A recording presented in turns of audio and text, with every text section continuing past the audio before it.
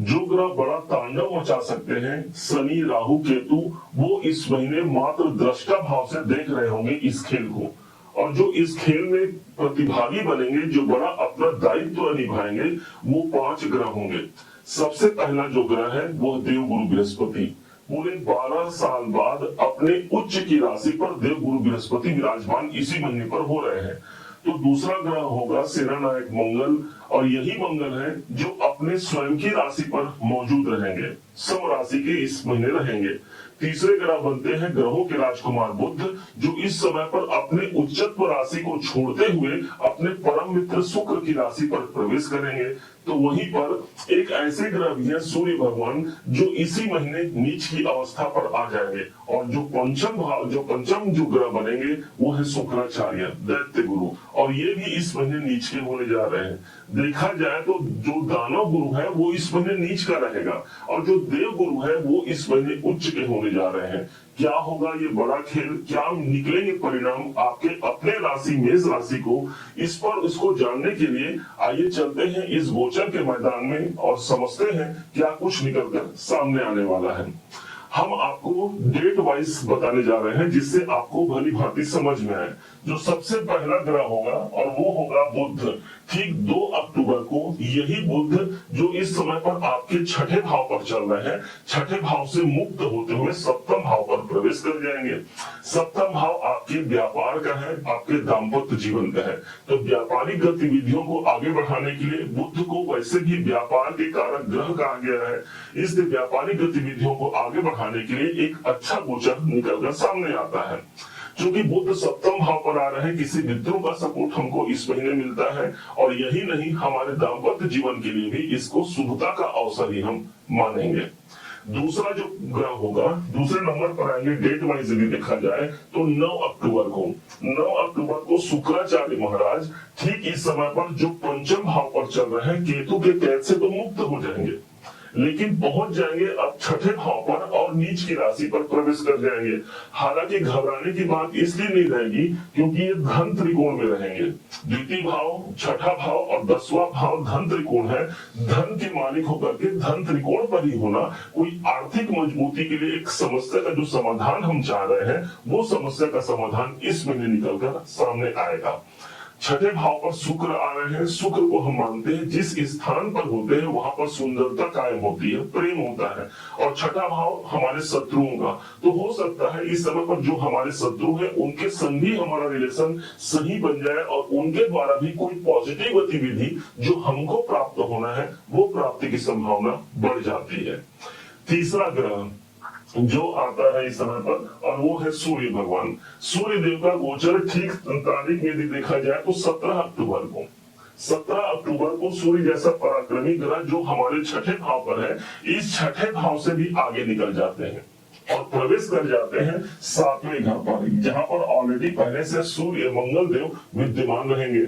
अब सूर्य यहाँ पर नीच के होगा जब 7 नंबर पर प्रवेश करते हैं। तो जब ये आपके अपने गोचर कुंडली के अनुसार पंचमेश छठे भाव सप्तम भाव पर रहेंगे, इसलिए दाम्पत्य जीवन के लिए एक अनुकूलता तो यहाँ पर चलिए बुध ने दे दिया हमको, लेकिन फिर भी सूर्य का नीच का होना हमको एक दूसरे से जो ईगो है, जो अहंकार है पति पत्नी के मध्य, इसको दूर करते हुए अपने कार्य क्षेत्र पर आगे बढ़ना होगा।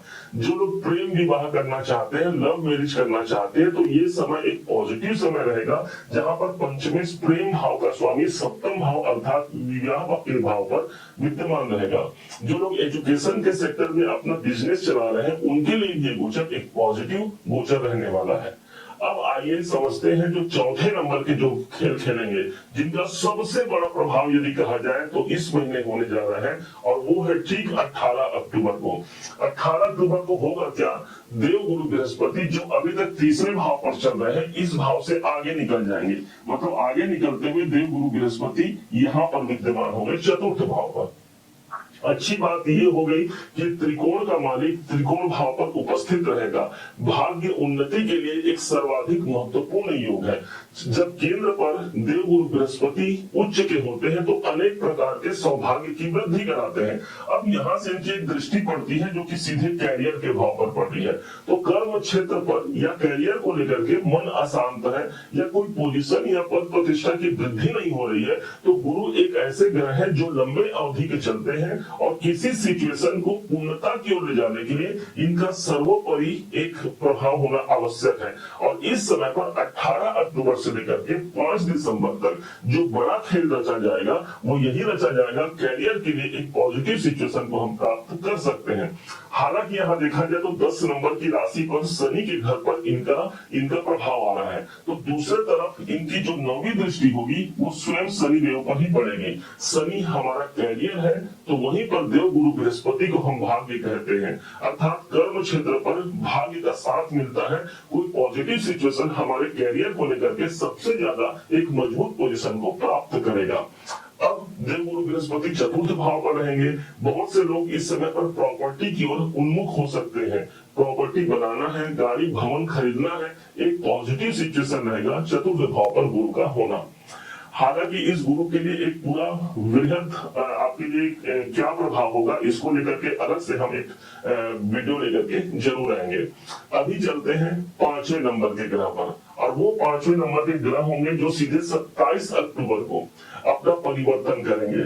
ध्यान दीजिएगा, मेष राशि के तो ये अपने ही राशि के स्वामी है मंगल, और इस समय पर चल रहे हैं सप्तम भाव पर। हालांकि अच्छा पोजीशन है, सप्तम भाव पर अपने सम मित्र की राशि पर है और आपके स्वयं की अपनी राशि पर दृष्टि डाल रहे हैं। लेकिन 27 अक्टूबर को जैसे ही अष्टम भाव पर जाते हैं अपने ही घर पर मौजूद रहेंगे।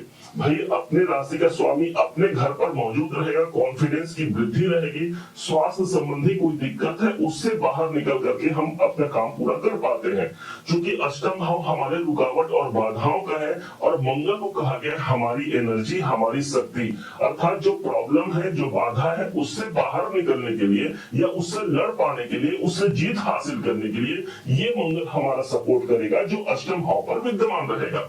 अब कुछ लोग ये भी कह सकते हैं कि कैसे मंगल के 8वें घर पर जाने से प्रॉब्लम आ सकता है क्योंकि आपके राशि के स्वामी है। तो मैं बताना चाहूंगा आप लोगों को कि जब भी कोई अपने लगन का, पंचम का और नवम का स्वामी 6, 8, 12 पर भी चला जाए तो उस स्थिति में उसको अष्टम भाव का दोष नहीं पड़ता, या यूं कहें कि जब वो अष्टम भाव पर रहे तो आप उन प्रॉब्लमों से आप बाहर निकल रहे हैं ना। तो ठीक मंगल जब अष्टम भाव पर रहेंगे तो हम अपनी परेशानियों से बाहर निकलते हुए अपने रिसर्च के कार्य पर आगे बढ़ते हैं, कुछ समस्याओं से बाहर निकलते हैं, क्योंकि इसकी अगली जो जर्नी होगी वो भाग्य उन्नति की जर्नी होगी, अर्थात एक बेहतर भाग्य की कामना भी ये मंगल हम तक पहुंचा जाएगा। अब प्रश्न उठता है क्या इस महीने उपाय करने चाहिए जिससे ये महीना हमारा सर्वश्रेष्ठ साबित हो, जो हम अपना कार्य पर फोकस लगाकर रखे हैं उस कार्य पर कैसे हमको सफलता की प्राप्ति हो जाए। तो ध्यान रखिएगा इस पूरे महीने खास करके 17 तारीख के बाद सूर्य देव नीच के होने जा रहे हैं, तो इसलिए भगवान सूर्य पर जलाभिषेक करना, उनको प्रणाम करना एक अच्छा प्रभाव रहेगा। तो दूसरे तरफ शुक्र भी नीच के होने जा रहे हैं, तो मात्र स्त्री शक्ति का सम्मान करना, पत्नी हमारी जो होती है वो साक्षात शुक्र है, तो उनसे अपना रिलेशन सही रखना, उनको मान सम्मान देना, और इत्र का दान यदि आप किसी देवी के मंदिर में या अपनी जीवन साथी को आप कर पाते हैं, ये एक पॉजिटिव सिचुएशन रहेगा और बड़े परिणाम से हमको जोड़ जाएगा। उम्मीद है आप सबने इसे समझा, आप सबने इसे जाना है। यदि आपने इसे समझा है, जाना है और मेरे समझाने का प्रयास यदि आपको सार्थक लगा हो, मेरे समझाने का तरीका यदि आपको सार्थक लगा हो, तो हर बार की भांति इस बार भी अपना प्यार भरा लाइक और कमेंट करना कभी मत भूलिएगा। और हाँ, यदि अभी तक आपने चैनल को सब्सक्राइब नहीं किया है, सब्सक्राइब जरूर कीजिएगा। पुनः एक बार फिर आप सभी का दिवस बहुत मंगलमय हो, इन्हीं शुभकामनाओं के साथ जय श्री राम।